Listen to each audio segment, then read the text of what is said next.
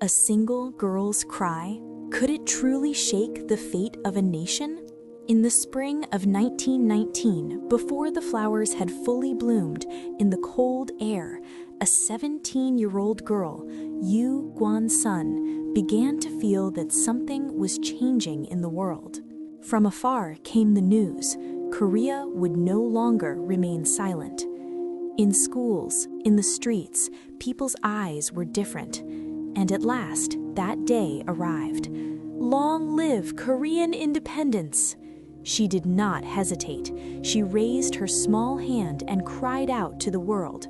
That cry was not just a slogan. It was a desperate voice born from oppressed time and stolen lives.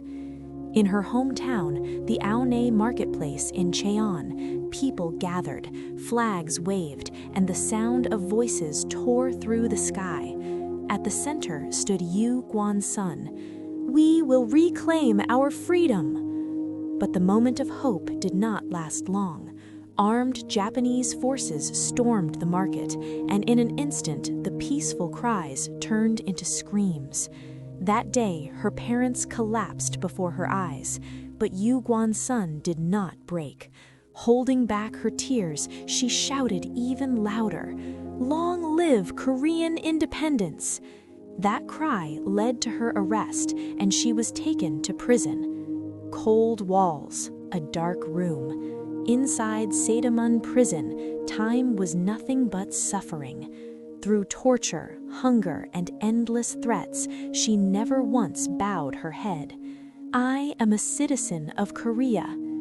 Her voice grew weaker, but its meaning grew stronger. Those imprisoned with her gained courage from her. Though just a young girl, she was stronger than anyone. And finally, on September 28, 1920, Gwan-sun's short life came to an end. 17, far too young. But her end was not truly an end. It was a beginning. Her cry did not stop. It lived on in the hearts of people across generations. Even now, as we breathe freely, that cry of independence still echoes. One girl's courage, stronger than weapons, deeper than silence. And now, we ask, have we truly remembered her voice? Curious about Korean history? If you have questions about Korea, please like, comment, and subscribe!